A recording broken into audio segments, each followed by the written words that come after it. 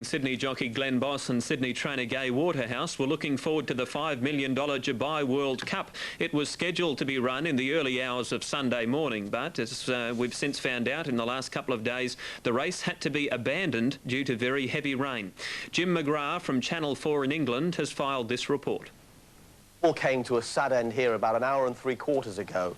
Then Sheikh Mohammed at 5:30 local time and accompanied by members of the Dubai World Cup Committee came to the conclusion that the track at Nad Al Sheba, Dubai was quite simply unfit for racing.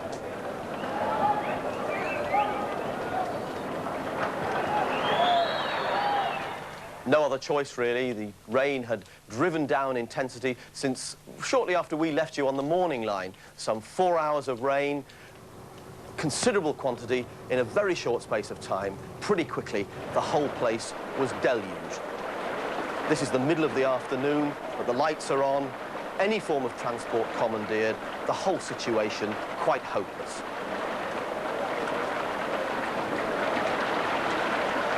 Pretty quickly, the crowds headed home, and weeks of planning, anticipation, all came to nothing. Dubai's duty-free's finest surprise was, so to speak, suddenly its worst nightmare. 1,000 tickets were to be sold for this Bentley, a special prize, on a special day. They haven't been sold, well, not yet at least.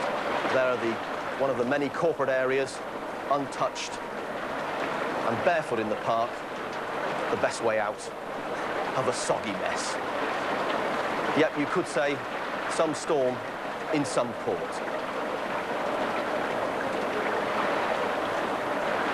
Every picture tells a story, and this one, weather 1, racing 0, and for Michael Osborne, chairman of the Dubai World Cup Committee, there was no option. We had no choice. We had got about 2 inches of rain in about 2.5 hours. We had a severe lightning storm, which made it, you couldn't accept the risk of putting horses and jockeys into a steel starting stall with a lightning flashing all around them. So we'd no option only to cancel tonight's event. Now, Michael, one or two watching at home that know Wolverhampton and Lingfield and our all-weather surfaces over there might say it's as good as stopped now and been stopped for half an hour. Why can't we run it?